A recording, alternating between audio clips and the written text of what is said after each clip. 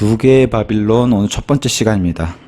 오늘은 서론과 간략한 그런 내용들을 살펴보도록 하겠습니다. 이 책의 이제 저자는 알렉산더 히스롭이라고 하시는 19세기에 지냈던 그런 분입니다. 그래서 우리가 다 알다시피 영국의 교회는 성공회잖아요. 로마 가톨릭부터 분리되어 나가지고 헨리 8세의 그 왕 시대 때에 이제 성공회가 출발을 했는데, 잉글랜드 교회는 이제 성공회고, 스코틀랜드는 또 스코틀랜드만의 국교가 있죠. 장로교입니다. 우리가 생각할 때는 장로교가 국교면 좋은 거 아니야? 근데 좋은 게 아니에요. 스코틀랜드 안에서는 또 장로교 아니면 또 다른 종교를 허락하지 않고, 더군다나 이 히슬롭이 살던 이 시대에는 스코틀랜드 교회가 분열되는 사건이 큰 사건이 있었습니다. 역시나 국가가 교회를 간섭하는 일 때문에, 이런 일 때문에 스코틀랜드 교회는 철치 오브 스코틀랜드예요. 아예 국교가. 근데 여기에 이제 우리의 자유를 말살하지 마라 해서 나와서 분리돼 가지고 만든 교단이 바로 프리 철치, 자유란 그 글자를 붙여서 이런 교단이 새로 탄생을 했는데, 이런 것도 좋은 거죠. 이런 데서 분리돼서 나와서 이렇게 만든다는 거. 거기에 이제 동참했던 이런 목사님이 바로 히슬롭 목사님입니다. 그래서 장로교 출신이고, 그래서 로마 카톨릭을 강력하게 비판한 그런 목사님으로 유명해요. 이분의 업적은 이 책 하나 뜹니다. 자기 평생에 이 책 한 권으로 업적을 했다고 해도 과언이 아닐 정도로. 근데 엄청난 업적을 남기신 거죠. 이 책을 통해서 많은 사람들이 유익을 누렸으니까. 그래서 이분의 주장은 로마 카톨릭 자체가 성경적 기독교가 아니라는 겁니다. 이건 우리가 성경을 봐도 그렇고 많은 분들이 주장하는 게 바로 성경대로 믿는 분들이라면 이걸 모를 수가 없는 거죠. 또 로마 카톨릭 자체가 고대 바빌론 종교에서 유래한 이교도 체계라는 거, 이것을 알려주고 있고, 그 다음에 신화, 우리가 세상에서 신화로 알려져 있는 그런 것들과 카톨릭 교리를 연결해서 설명해주고 있고, 이것은 하나님을 대적했던 그런 창세기에 등장한 바벨탑 사건, 거기에 이제 등장한 니무롯, 그 다음에 그 안에 세미라미스, 아들 탐무스, 특히나 탐무스 같은 경우는 나중에 이스라엘 민족이 숭배하게 되는 그런 대상이기도 하고요.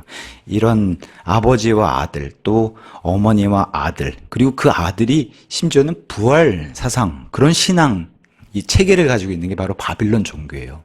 예수님보다 먼저 앞서서 부활의 신앙을 가지고 있으니까, 그래서 이런 이교도에서는 오히려 역으로 이렇게 뭐랄까요, 조롱 아닌 조롱하기도 하죠. 예수님 부활한 거 이미 이교도 체계에 다 있는 거야 라고. 왜냐면 이집트 신화에도 다 부활 신앙이 있고, 그게 이제 오시리스, 이시스, 그 다음에 호루스라고 하는, 요새 외눈 이런 거 따라 하잖아요. 그 호루스가 아들인데 아버지 오시리스가 부활한 존재라고 그렇게 이집트 신화에도 있으니까 이걸 따라 했다 하고. 참 어찌 보면은 사탄 마귀란 존재가 굉장히 똑똑한 그런 존재예요. 그런 메시아의 약속을 알고 이것을 먼저 선수치니까. 그런 신화 속에서. 어쨌든 이런 아버지와 아들과 또 어머니와 아기 사상이 다 로마 카톨릭으로 들어와서 연결이 되는 이런 것들도 설명해 놨고, 그래서 비성경적인 이런 마리아 숭배, 성상, 이런 거 깎아서 만든 이런 형상, 그 다음에 의식이 아니면 이건 심지어 구원도 못 받게 되는 이런 것들을 만들어낸 바빌론 종교와 로마 카톨릭의 동일시함, 이런 것들을 잘 설명해 놨습니다. 제목은 영어로는 간단하게 투 바빌론스인데, 이제 이것을 우리는 두 개의 바빌론, 이렇게 이제 제목을 잡았습니다. 부제가 이래요. 교황 숭배는 니무롯과 그의 아내를 숭배한 것임이 증명되었다. 이게 속 제목이에요. 제목부터가 정말, 제가 천주교 교인이라면 굉장히 싫을 것 같아요. 제 친구 중에 오랫동안 천주교에서 성경 공부도 오래 하고 교리 공부도 오래 하고 천주교 신자인 친구하고 얘기를 했더니, 이런 공격에 끄떡도 안 해요. 우린 다 품을 수 있어. 이게 더 무섭더라고요. 그죠? 독립침례교회에 없는 모습이기도 해요. 우리는 그래도 다 사랑해. 나는 주변에 성당이 없으면 주변에 있는 교회 가서 예배드려. 이렇게 얘기를 해요. 그러니까 이게, 엄청난 거를 훈련이 돼 있구나, 그런 생각도 들어요. 이건 그냥 겉으로만 이렇게 그런 천주교 신자가 아니라 진짜 이런 뼛속까지 신자들은 참 이러한 무기도 가지고 있구나, 그런 생각이 들었습니다. 자, 보통 이제 대학원에서 석사나 박사학위 받을 때 이제 논문을 준비하면 6개월을 시간을 줘요. 그리고 참고 문헌은 한 50권 정도 읽으라 그래요. 논문 준비하는데. 근데 이분의 참고 문헌을 보니까 270권이더라고요. 그러니까 자기 인생에 많은 시간을 여기 이 책을 쓰는데 할애한 거죠. 그래서 이게 업적이 된 것 같아요. 심지어는 지금의 이라크, 이란에서 발굴된 그런 그림 같은 석판 같은 그런 것들을 목판 발굴된 것들은 이제 그림으로 만들어서 여기다가 책에다 실었는데 이런 것들도 61점을 이제 실어놨고 해서 이런 것들을 이제 이 강의 노트에다가 다 이제 실어서 이제 올릴 그럴 계획이 있습니다. 독립침례교의 필독서로도 유명하죠. 근데 이제 이 책에 대해서 점점점 뭐랄까 관심이 없어진다고 할까요? 그런 것들이 좀 안타까워서 이 책을 수면 위로 올려야겠다는 생각이 있어서 이제 이 강의를 시작하게 됐습니다. 대한민국에는 이제 1997년 안티오크 출판사에서 당시에는 사정이 있어가지고 번역자를 밝히지 않았는데 우리 진리침례교회 김영규 목사님이 번역하셨어요. 많은 참 이런 좋은 책들을 많이 번역하신 것 같아요. 그래서 김영규 목사님이 번역하셔가지고 안티오크 출판사에서 이제 출판을 했습니다. 독립침례교회뿐만 아니라 이제 기독교인이라면 반드시 알아야 하는 로마 가톨릭의 정체이기도 해요. 많은 사람들이 여기에 여전히 속고 있고 심지어 교회 다니신 분들도 로마 가톨릭이 어떠한 존재인지를 모르시는 분들이 너무 많기 때문에 분명히 아브람 욥이 살던 그 시대는 구후 바빌론이라고 워낙 옛 고대 바빌론이니까 구후 바빌론이라고 설명하고 네부카드네자르 다니엘 시대는 신바빌론이라고 얘기해요. 분명 그런 제국들은 다 무너졌어요. 지금의 이라크 땅의 그 지역인데 다 무너졌어요. 근데 이 바빌론 음료는 끝까지 가요. 그 제국은 분명히 무너졌는데 이게 로마 제국하고 똑같죠. 로마 제국은 이미 무너져서 멸망했는데 로마 카톨릭은 그 명맥을 이어서 계속해서 죽지 않고 끝까지 가는 이 바빌론 종교 체제를 유지하고 있는 이름만 바뀌었지 바빌론 이 종교 체제와 로마 카톨릭 체제는 동일시 아주 판박이로 이름만 바뀌었지 똑같다는 겁니다. 그래서 이게 정치와 종교가 아예 일치가 되는 그게 바로 바빌론 종교 시스템이라고 봐도 무방해요. 로마 제국과 로마 가톨릭, 바빌론 제국과 바빌론 음료와. 그래서 로마 가톨릭 교회는 바빌론 종교 시스템은 로마 가톨릭 교회를 통해서 지금도 활동을 하고 있고 역사적으로 활동했고 지금도 활동하고 있고 앞으로 언제까지 뭘 준비하고 있어요? 마지막 대환란 때를 준비하기 위해서 적그리스도와 함께 이제 사람들을 미혹시키기 위해서 활동을 준비하고 있습니다. 자, 그래서 이 책은 이제 부제에서 밝혔듯이 교황숭배는 니모롯과 그의 아내를 숭배하는 것임을 반박할 수 없는 역사적인 자료, 심지어 이런 그림 자료까지도 해서 입증하고 있는 그런 책입니다. 그래서 많은 사람들이 뭐랄까요, 교황 앞에 가서 엎드리지 않은 자신을 낮추지 않은 사람이 없잖아요. 심지어 무슨 북한의 문제, 요새 뭐 미국과 이란의 문제 하면은 이것을 누구에게 자꾸 중재해달라 그래요? 교황에게. 왜 그래요? 교황이 평화의 상징이잖아요. 우리가 봤을 때는 거짓인데. 어쨌든 이 정치인이나 종교인들 이런 영향력 있는 사람들이 전부 로마 가톨릭을 미워한 사람은 아무도 없다는 거예요. 그래서 교황이 바뀔 때는 온 세계가 다 집중하잖아요. 거기 흰 연기에 그래서 교황이 선출되는 그런 장면들. 앞으로는 더욱 주제할 것이라는 거죠. 왜 그러냐면 대환란을 맞이해야 하기 때문에. 그리고 정치적인 인물들도 종교적인 인물들도 자신들의 지위를 강화하려면 로마 가톨릭에 붙어서 뭘 하려고 그래요? 종교를 다 통합하는 거기 수장이 되고 우리가 성경적으로 보면은 성경적인 해석으로는 로마 가톨릭의 교황은 많은 사람들이 로마 카톨릭의 교황이 적그리스도라고 얘기하지만 성경은 그렇게 얘기하지 않아요. 로마 카톨릭의 교황은 바빌론 음료의 수장이 돼서 어떤 역할을 해요? 거짓 예언자. 과거 성경의 거짓 선지자.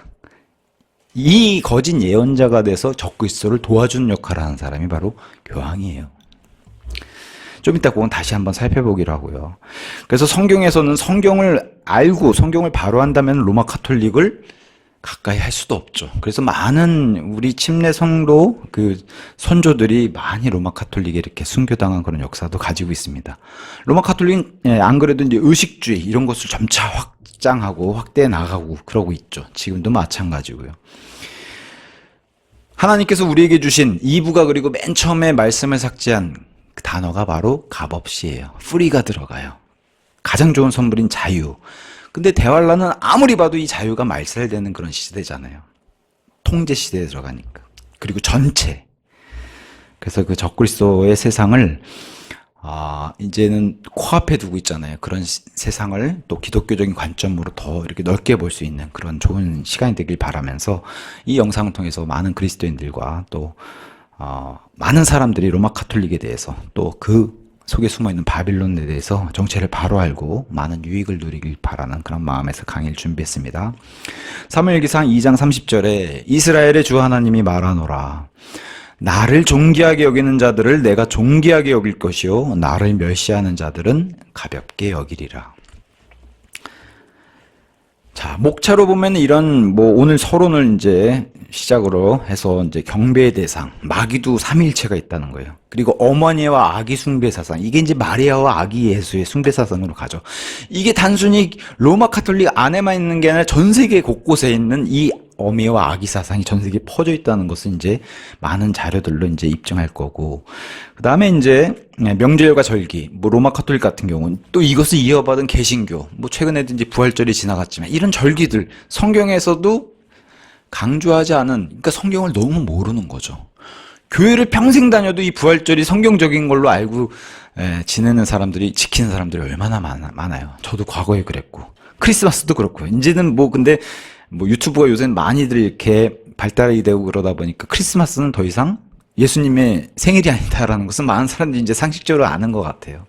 어쨌든 부활절, 이제 이런 크리스마스 절기, 이런 것들에 대해서 이제 설계한 그런 종교 체제가 어디냐? 로마 카톨릭이라는 거예요. 그리고 그것은 로마 카톨릭이 출발도 아니라는 거예요.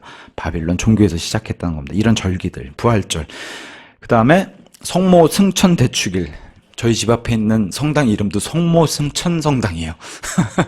볼 때마다 이건 신성모독이다. 볼 때마다 좀 마음속으로 신성모독, 신성모독. 요새는 좀 이따 더 교황사진 걸어놓고 하여튼 성경 말씀으로 용기를 내라, 내가 세상을 이겼노라 하고 교황사진을 걸어놨어요. 그게 예수님이어야 되는데 원래 주인공이. 그런 종교가 바로 로마 카톨릭이라는 것을 바로 알려줍니다. 자, 로마 카톨릭 교리는 성경적이지 않죠. 비성경적이죠. 성경과 거리가 멀어서. 그래서 우리는 침례, 성도들, 그리고 우리 스스로가 침례자를 붙인 것도 아니에요. 외부에 있는 사람들이 우리가 하도 침례를 지키고 침례를 중시하니까 침례. 그래서 우린 간판에다 아예 침례교회라는 간판을 거는데, 이와 대조적으로 로마 카톨릭은 계속해서 발전했던 게 세례죠. 뿌리는 그런 것들을 통해서 충성을 주고, 그리고 세례 자체가 구원의 마치 통로로, 그걸 받아야만 구원을 받는 것처럼 이런 교리들을 만들어냈죠. 행위에 의한 행위 구원을 만들어낸 게 또 로마 카톨릭이고, 미사 이런 것들, 종부선사. 저희 집 앞에 성당에 또 그거 붙었더라고요. 견진을 축하합니다. 견진. 그게 이제 사제를 통해서, 사제가 붓는 기름을 통해서 구원받는다라고 하는 교리예요. 모르겠어요. 그 성당에 있는 사제가 그런, 그런 특별한 권위를 받았는지 모르겠지만, 어쨌든, 하여튼, 이런 것들을 행하는 곳이 바로 로마 카톨릭이다. 심지어, 성경에 있지도 않은 연옥을 만들어내요. 그 연옥, 죽은 자들을 위한 기도를 만들어낸 교리를 가지고 있는 게 바로 로마 카톨릭. 많은 의식들이 있고요. 깎아놓은 형상이라든가 유물을 숭배한다든가 이런 것들, 묵주라든가 등불, 초를 켜고 이런 것들. 성경이 말하는, 우리는 십자가도 안 걸지만 어쨌든 로마 카톨릭 십자가는 좀 다른 모양을 가지고 있고 의미도 다르고요. 근데 그게 기독교의 십자가의 그런 상징이 아니라 심지어 이집트나 그리스 시대에 온 그 십자가의 그런 상징을 가지고 있는 게 바로 로마 카톨릭. 왜 그래요? 바빌론 종교로 똑같기 때문에 그래요. 교황이란 제도를 만들어냈고, 교회 황제. 교회 주인은 예수님밖에 될 수가 없는데 그 자리를 지금 교황이 대신 차지하고 있고, 사제와 수도사와 수녀들을 통해서 비성경적인 이런 직분들을 만들어낸 그런 교회가 바로 로마 카톨릭이고, 나중에 이 로마 카톨릭의 교회가 발전해서 거대한 붉은 용을 경배하게 만드는 그런 일들을 대환란에서 꾸미고 있고, 바다에서 올라오는 그 짐승인 적그리스도를 도와서 땅에서 올라온 짐승의 역할을 하는 게 바로 로마 카톨릭. 그 거짓 예언자, 그 수장이 이제 거짓 예언자가 되고, 그 짐승의 형상에 경배하게 만드는 그런 존재. 이렇게 해서 결론을 맺는 게 이 책의 이제 순서입니다. 계시록 17장 15절에 유명한 구절이 있죠. 그녀의 이마 위에는 한 이름이 기록되어 있었는데, 신비라, 거대한 바빌론이라, 땅의 창녀들과 가증한 것들의 어미라 하였더라. 이게 이제 성경에 말하는 바빌론 음녀입니다.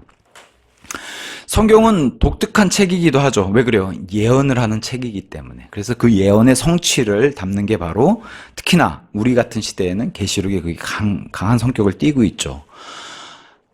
성경의 기록이 아름답다 이렇게 표현하려면은 우리 하나님이 거룩하시기 때문에 아름답다. 그래서 거룩함의 아름다움, 거룩함과 아름다움을 동격으로 놨어요. 오브라는 전칠사 했었지만 동격으로 거룩함은 곧 아름다움이다.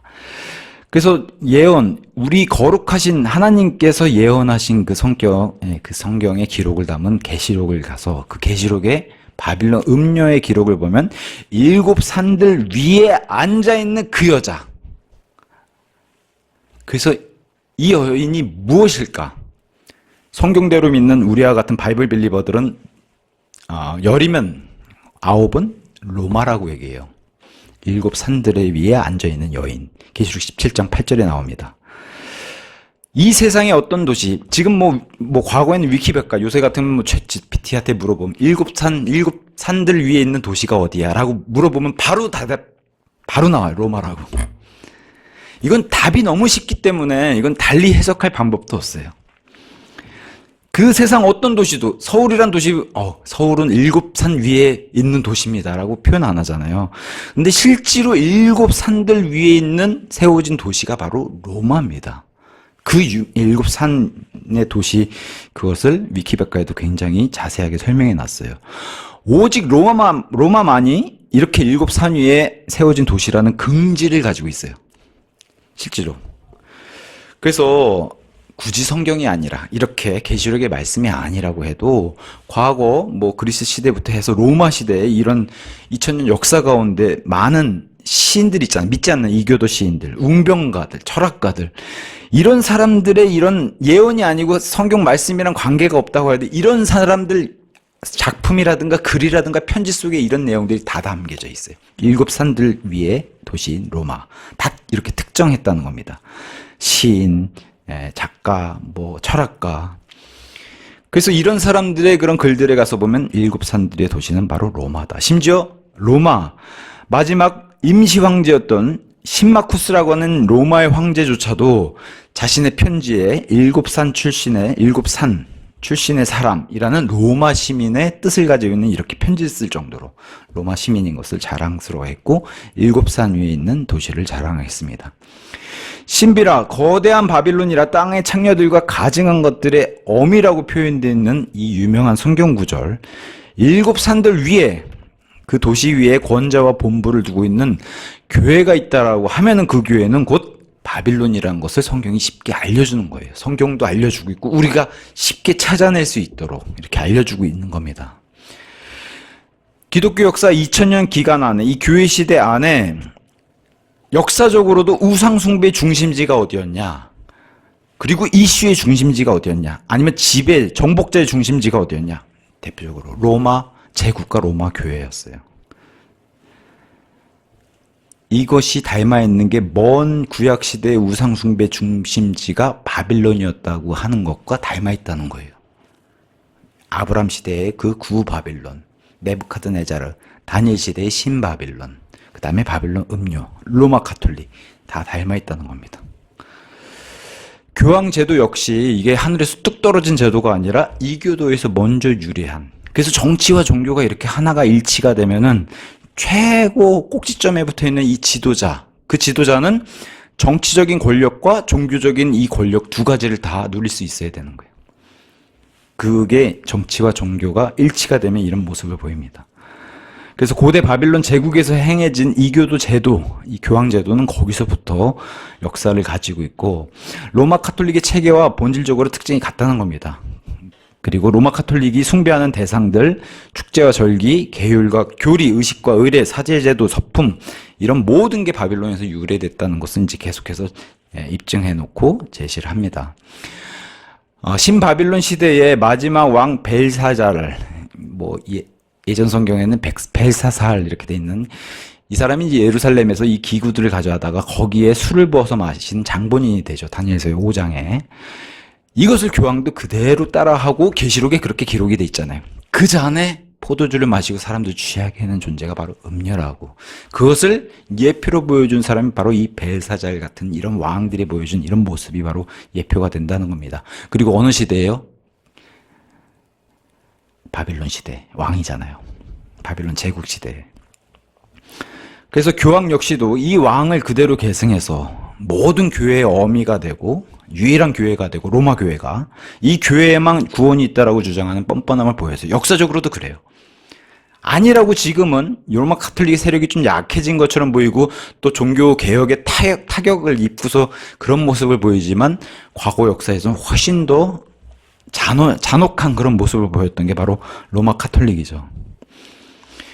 중세 암흑기에서는 이렇게 로마 교회가 이런 구원을 주장했어요. 자기들 외에는 구원이 없고 자기들 통해서만 구원을 받아야 되고 심지어는 미사를 통해서 구원을 받아야 된다는데 나중에 뭐 왕이라든가 어떤 나라가 속을 썩이면 아예 미사를 끊어버려요. 그러면은 이 사람들을 구원받아야 되는데 미사가 끊기면 불안하잖아요. 이것을 정치적으로 이용했던 게 로마 카톨릭이었어요. 굉장히 불안했다고 얘기해요. 왜냐면 유럽 전체는 다 로마 카톨릭을 다 따르고 있는 그런 종교적인 거대한 집단인데 로마 카톨릭에서 이걸 미사를 매주 받아야 이걸 왜냐면 행위 구원이 들어가잖아요. 미사를 매주 받아야 구원이 유지되고 이렇게 해도 구원을 받을까 말까인데 미사를 끊어버리고 하면 사람들이 불안감에 들어가는 이것을 정치적으로 이용했던 게 바로 로마 카톨릭이었어요. 물론 성경대로 믿는 그리스도인들은 역사적으로도 계속 존재했고 그런 사람들은 이것을 거부하고 순교당하거나 도망가거나 이랬습니다. 이 교리를 믿지 않았죠. 과거엔 로마가 이렇게 주무르는 게 이게 가능했어요. 그리고 사람들이 이런 데 미혹돼가지고 이렇게 이런 교리들을 밀었지만 나중에 종교개혁 이후에는 굉장히 타격을 받았죠. 왜? 종교개혁 자체가 믿음을 통해 은혜로 구원받는 이게 확 드러났기 때문에. 그러다 보니까 지금은 로마 카톨릭에만 구원이 있다라고 얘기하지 않죠. 지금은 모든 종교에 구원이 있다라고 얘기하면서 이제는 다 모든 종교를 바빌론 종교체제 안으로 다 끌어들이게 하는. 근데 거기에 수장이 누구냐? 로마 카톨릭이라는 거예요. 특히나 교황이 나서서 이 일들을 다 한다는 겁니다. 종교 통합의 기회를 그래서 계속해서 가지고 있죠. 그래서 두 책의 이 제국과 이제 음료 종교체제의 뚜렷한 특징이 있다면은 이제 특히나 로마 교회와 바빌론 특징이 같은 성격을 지니는 게 바로 미스테리, 신비적인 성격을 갖는다는 거예요. 성경이 말하는 미스테리, 신비는 물론 미스테리 자체 단어, 이걸 알 수 없는 단어잖아요. 성경이 말한 미스테리는 하나님이 계시해주면 알 수 있는 신비라는 거예요. 근데 그 바빌론 신비조차도 하나님이 알려주셨다는 겁니다. 그래서 계시록 17장 4절, 이 바빌론 음료를 가서 보니까 그 음료가 금잔을 들고 있다. 잔. 계시록 17장 4절에 등장해요. 금잔을 들고 있는 음료를 표현했어요. 그리고 그 여자는 자주색 옷과 주홍색 옷, 이것도 로마 카톨릭 교황하고 닮아있죠. 종교적인 옷. 옷으로 차려입혀져 있었고 금과 보석들과 진주들로 꾸며져 있었으며 가증함들과 그녀의 음행의 더러움으로 가득한 금잔 하나를 그녀의 손에 가지고 있었더라. 금잔을 들고 있는 게 상징이에요. 이 바빌론 음료의 상징 자체가. 그래서 도덕적 부패와 우상 숭배가 가득한 이 거대한 조직, 그녀의 음행의 포도주로 땅의 거주자들 모든 민족들이 취하게 되었다. 모든 이 땅에 태어난 사람들은 이 음료 아래 다 취하게 되는 그런 존재가 바로 그렇게 만드는 존재가 바빌론 음료라는 겁니다. 데살로니가 후서 2장 7절에 바울을 통해서 하나님께서 말씀하신 죄악의 신비란 존재도 등장하죠. 죄악의 신비. 이 존재와 함께 같이 짝을 이루는 게 바로 바빌론 음료의 신비라고 얘기를 해요. 분명히 데살로니가 후서 2장 7절에 등장한 죄악의 신비는 마귀를 뜻해요. 과거서부터 계속해서 활동했던 존재 마귀. 근데 그 마귀가 이제는 이 땅에 육체로 등장해서 적그리스도로 등장한 그거랑 짝을 이뤄가지고 바빌론 음료의 거짓 예언자와 바빌론 종교와 함께 이렇게 해서 같이 활동하는 게 대환란 때죠. 이니퀴티란 단어가 있어요. 우리는 죄악이라고 번역했고 과거 성경에는 불법이라고 번역을 했어요. 죄악의 신비라고 하는 이 단어가 누가 만들어낸 단어냐면은 계시록 28장에 루시퍼가 타락해서 만들어낸 단어가 바로 죄악이에요. 하나님께서 아무도 몰랐어요. 인간을 창조하시기 전에 영적 존재들을 창조해낸 창조물들 가운데 루시퍼 마음속에 죄악이 발견됐다고 하나님이 먼저 발견하셨어요. 죄악이 발견되니까 그 다음에 나온 열매가 너가 죄를 지었도다 이렇게 시작을 해요.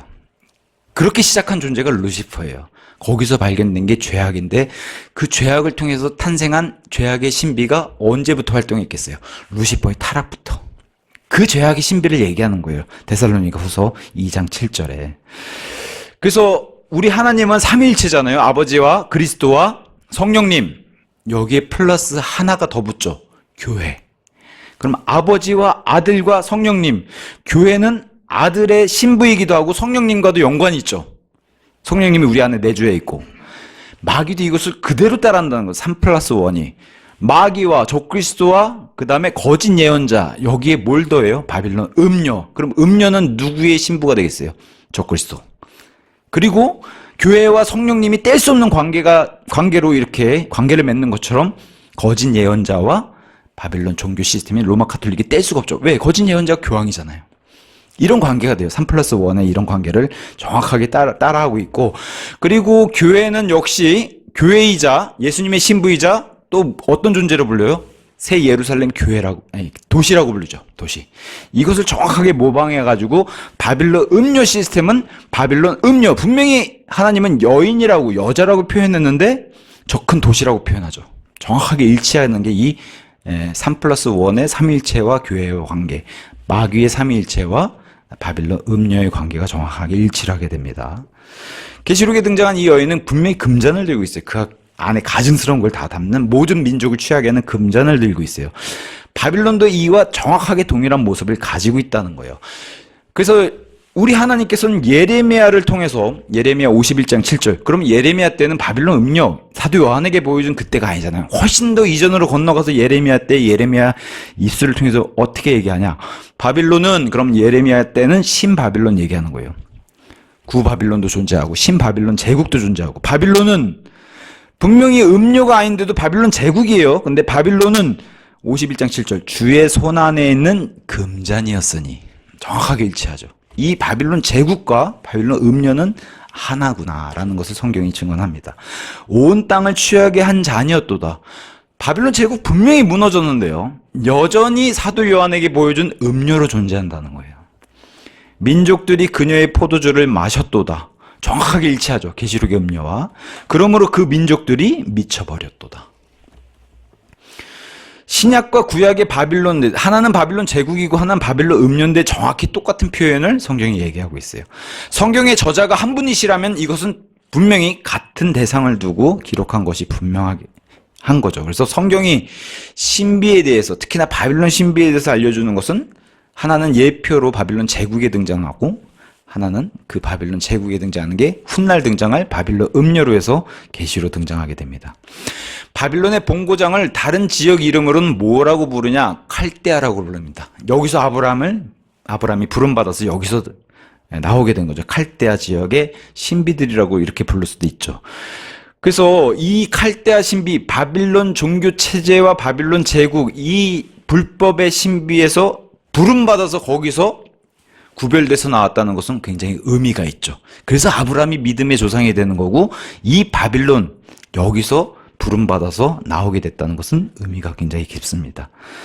그래서 이 칼데아의 신비 종교는 구바빌론 시대, 네부카드네자르를 거슬러서 어디까지 가요? 아브라함과 욥기 시대, 욥 시대까지 넘어가지고 니므롯 시대까지 가면 이제 세미라미스가 등장하는 거죠. 거기까지 올라가게 된다. 그럼 바벨탑 사건, 이런 사건까지 거슬러 올라가는 겁니다. 그래서 이 바빌론의 일단은 음녀니까 여왕을 가서 보면은 이제 신들의 어미로 등장하고 있고, 당시에 니므롯 시대도 마찬가지고요. 이런 것들이 이제 그리스로 파생되고 로마로 파생되면서 이제 비너스, 뭐 우리 옛날에 광고로 사랑의 비너스 막 이렇게 얘기하잖아요. 그리스 여신, 이런 비너스로 발전하게 되고, 그리스 여신 레아라고 제우스의 어머니, 이런 신들로 다 발전해서 그리스 신화 속에 등장하는 그 여신 사상으로 다 발전하게 되는 이런 숭배 사상의 어미가 누구냐? 바빌론이라는 거예요. 바빌론. 여기까지 올라간, 이것을 만들어낸 존재가 바로 세미라미스라고, 거기까지 거슬러 올라간다는 겁니다. 그래서 구바빌론 시대 때부터 우상 숭배가 이제 시작됐고, 거기가 바로 창녀의 본부고, 그게 아직도 안 죽었다는 거예요. 어디까지 가요? 대환란 시대, 마지막 시대까지 간다는 거예요. 마지막 시대까지 가게 된다는 거예요. 그래서 갈대아 시대 그 지역에서 발견되어 있는 이런 목판화를 가서 보면은 바로 왼쪽에서 두 번째는 여인이 들고 있는 게 바로 잔이잖아요. 이 그림에 바빌론의 여인, 그 손에 잔을 들고 있는 여인, 이런 것들을 통해서 바로 역사적인 이런 유물들을 발굴해서 보면은 이런 자료들이 드러난다는 거예요. 뭘 증명해낸다는 거예요? 계시록에 게시되어 있는 바빌론 음녀가 미래 시대 일만 가리키는 게 아니라 과거에, 특히나 옛 고대 바빌론의 이런 시대에서 계속해서 이어져 내려온다는 것을 이제 알려주고 있는 겁니다. 신비라, 거대한 바빌론이라, 땅의 창녀들과 가증한 것들의 어미의 원형이 어디냐? 바빌론, 특히나 구바빌론 제국에서부터 시작했다는 것을 보여주고 있는 겁니다. 그래서 손에 잔을 들고 있는 모습은 옛 바빌론, 고대 구바빌론에서부터 유래한 우상숭배 상징들로 구체화되어서 나타났고, 그리스의 비너스의 기원도 여기서부터 시작했다는 거예요. 그래서 그리스의 비너스의 기원, 이런 것도 전시를, 그리스에서 전시되는 이런 목판화도 이제 있었다고 이제 얘기를 합니다. 교황도 이것에 대해서 크게 벗어나지 않는다라고 얘기해요. 그래서 로마 교황 레오 12세, 1825년, 19세기죠. 19세기 초에 교황의 얼굴을 형상을 주조해서 메달을 동전을 이렇게 만들었는데 한쪽엔 자신의 얼굴. 근데 이제 반대쪽을 가서 보면 이게 문제라는 거예요. 반대쪽에 음료를 이제 메달에다 넣었는데 한 손에, 왼손에는 십자가를, 오른손에는 역시나 잔을 들게 되는. 그러면 고대 구바빌론서부터 시작해서, 그죠? 그리스의 이런 여신들의 이런 형상, 그 다음에 교황까지도 이건 뭐 완전 노골적으로 이렇게 해버리니까요. 잔을 들고 있는 이런 것을 통해서, 그래서 어떤 분은 이거 너무 억지 아닙니까? 억지가 아니라는 거예요. 이게 금잔을 들고 있는, 이 잔을 들고 있는 상징성을 계속해서 바벨론 종교라고 하는 것을 이름만 바뀌었을 뿐이지, 아니면 지역이 그리스나 이집트로 바뀌었을 뿐이지 똑같다는 겁니다. 잔을 들고 있는 형상. 그래서 로마 교황조차도 이렇게 노골적으로 로마 교회의 상징으로 새겨놓았다, 이런 것을 이제 보여줍니다. 그러면서 아예 그냥 동전 주위에 라틴어로 온 세상이 그녀의 의자다. 7산 위에 앉아있는 또 온 세상의 물들, 성경이 말하는 물들은 이방인들, 민족들을 가리키거든요. 그런 민족들 위에 앉아있는 음료 기록이 되어 있는 계시록의 기록과 동일하게 온 세상이 그녀의 의자다. 그래서 바빌론의 이런 신비는 구바빌론이나 신바빌론이나 로마 카톨릭, 로마 제국이나 로마 카톨릭, 그리고 미래의 로마 카톨릭 바빌론 음력까지도 변함이 없다는 겁니다. 다시 한번 말씀드리지만 아브라함이 이 바빌론이 중심이었던 칼데아 지역에서 부름받아서 여기를 떠나가지고 약속의 땅으로 옮겨지는 것은 우연이 아니라는 겁니다. 그리고 이 시대에, 이 동시대에 살았던 욥은 이렇게 고백을 했어요. 욥기서 31장 26절에서 28절. 혹 내가 해가 빛날 때 그것을 보았거나, 이거 그냥 햇빛 빛나는 것 하나님의 찬양하면서 보는 그런 시선이 아니에요. 해를 숭배하고 달을 숭배하고 이런 걸 통해서, 이런 관점에서 얘기를 하는 겁니다.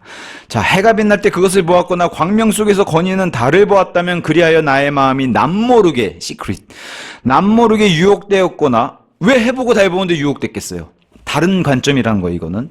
나의 입이 나의 손에 입을 맞췄다면, 종교적인 행위죠. 이건 역시 판관에 의하여 처벌받아야 하는 죄악. 여기서 등장하는 게 죄악, 루시퍼의 그 최초에 시작한 그 죄악이란 단어가 여기서 등장했어요. 죄악이었으리라. 이는 내가 위에 계신 하나님을 부인했었을 것이기 때문이라. 아니, 해보고 달보고 하나님이 다 창조하신 건데 보는 게 문제가 되나요? 여기서 다른 의미로 얘기한 거죠. 욥은 이렇게 고백을 했어요. 욥이 사는 시대에 벌써 이런 바빌론 종교가 벌써 횡행하고 있고, 이런 신비가, 이런 죄악이 활동하고 있었다는 것을 욥이 알려주면서, 그럼에도 율법도 없었던 이 시대조차도 이런 것을 처벌하는 판관이 있었고 공의와 정의가 있었다는 것 역시도 알려주게 되는 겁니다. 자, 그러면 이 신비로운 책의 목적은 뭐냐? 바로 인류를 자신의 휘하에 두고서 군림하고 굴복시켜서 의존하도록 만드는 게 이게 바빌론 종교의 목적이에요. 그래서 과거 사도 요한 시대에는 영지주의라는 게 있었어요. 그리스 시대부터 와 있었던 이런 영지주의의 시스템은 뭐예요? 우리만이 신비로운 지식을 알 수 있고, 우리만이 이런 높은 고귀한 지식을 알려줄 수 있는 존재, 자신들을 특성화해가지고, 이게 바로 영지주의인데, 이런 것조차도 그리스 철학자들에게 온 게 아니고, 또 사도 요한 시대에 존재했던 그런 영지주의자들에게서 온 게 아니라 어디서부터 존재했냐? 바빌론 시대부터 존재했다는 거예요, 이런 사람들은. 그래서 바빌론 시대에 존재했던 제사장 체계가 바로 이런 체계인데, 이게 꾸준히 유지돼가지고 지금까지 로마 카톨릭 들여다보면 똑같습니다. 사제들을 통해서만 구원받고 사제들을 통해서만 죄를 용서받고 사제들에게 죄를 고백해서 자신을 정화시키는 이 시스템이 역사가 로마 가톨릭 역사 안에만 갇혀 있는 게 아니라 더 길게는 바빌론 종교 시스템 안에서 과거의 제사장, 바빌론 제사장들이 했던 그 체계에서 이어져 내려왔다는 겁니다.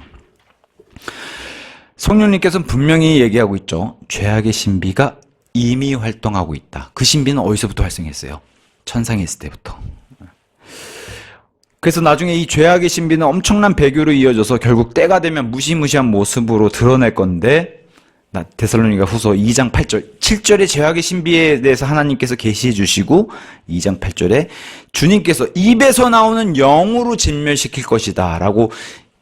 이게 언제예요? 예수님 지상재림 하실 때. 이럴 때, 이러기 전까지는 온갖 속임수와 불의 가운데 특히나 사람들을 미혹시키는, 세상을 미혹시키는 그 일에 죄악의 신비가 이제 활동을 하게 되는 게 바로 대환란 시대. 지금도 활동하고 있고 대환란 시대에 정점을 찍는다는 겁니다.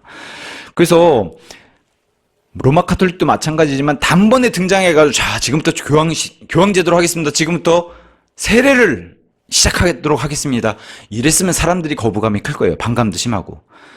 제가 교회사 시간에도 그런 강의를 했지만 점진적으로 침투해요. 조금씩 바꿔서. 로마 카톨릭도 처음부터 성모 마리아를 주장하지 않았어요. 그런 게 조금씩 들어와서 조금씩 변화하면서 그런 것들이 나중에 확 드러내는 모습을 가지고 있었는데 이게 바로 점진적인 침투다 이렇게 이제 얘기를 합니다. 제가 아까도 말씀드렸다시피 저희 집 앞에 성당이 성모 승천 성당이에요. 처음부터 성모 마리아가 승천했다고 주장하지 않았어요. 시간이 지나다 보니까 한참 지나서 이제는 성모 마리아를 승천하게 되는 그런 존재까지 올려놨다는 거죠. 교황제도 역시도 갑자기 등장한 제도가 아니에요. 아니 콘스탄틴 대제가 바로 황제면서 제사장, 이게 정치인이면서도 종교인의 모습을 동일하게 가지고 있는 정교 일치를 보여주죠. 콘스탄틴 대제 자체가. 근데 처음부터 이렇게 콱 하고 AD 300년에 등장해서 이렇게 시작한 거 아닌가요? 라고 하지만 이미 초기 기독교, 우리가 알고 있는 성경적인 기독교가 출발하고 바로 이 바빌론 종교, 이집트나 이런 데서 바로 이 반박해서 비기독교적인 일이 같이 준비를 하고 있었어요. 로마 카톨릭이 어느 날 탁 해서 탄생한 게 아니라 이 이교도 시스템이 계속해서 준비하고 있고 그것을 통해서 로마 카톨릭이 어느 날 딱 탄생한 것처럼 보이지만 물밑에서는 굉장한 작업을 했다는 거죠. 그게 세례든 아니면 뭐 이런 이교도 사상이든 그러니까 이런 것들을 다 종교통합, 지금만 종교통합한 게 아니라 당시에도 모든 이교도들의 제사장들을 모아서 로마 카톨릭 기독교 안으로 다 끌어들이는 게 로마 카톨릭이에요. 그러니까 그 안에 얼마나 짬뽕이 들어가 있겠어요. 그러니 성경대로 믿는 그리스도인들이 이것을 거부했을 때 엄청난 박해가 들어왔던 그런 역사를 가지고 있는 거죠. 특히나 이 서론에서 히슬롭 이 저자가 강조하고 싶었던 것은 로마 카톨릭의 고해성사를 특징으로 찝었어요. 바꿔서 얘기하면 비밀 고백이라고 표현하죠. 비밀 고백. 이게 사람들을 군림할 수 있는 굉장한 도구가 됐다는 거예요. 옛 바빌론 제사장들도 이것을 무기 삼아가지고 절대적인 권력을 누렸다는 거예요. 제사장들이. 비밀 고백. 근데 똑같이 로마 카톨릭의 사제들도 이 비밀 고백들을 교인들한테 듣고서 그것을 가지고서 엄청나게 권력을 누리고 있는데 성경은 이렇게 해서 사람에게 죄를 고백하라고 얘기를 하지 않는다라고 얘기해요. 아니 야고보서 5장 16절에 그런 얘기가 말씀이 있는 것 같은데요. 성경은 정확하게 죄를 고백하라고가 아니라 너희가 서로에게 잘못을 고백하라고 얘기해요. 잘못. 죄가 아니라 sin이 아니라 fault.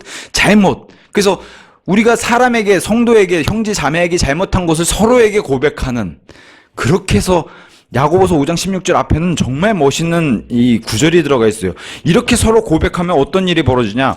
마음의 상처를 입잖아요, 우리가. 서로가 사람을 통해서 마음의 상처를 입었을 때 이렇게 고백하게 되면은 16절에 이렇게 시작해요. 너희가 치유될 수 있도록.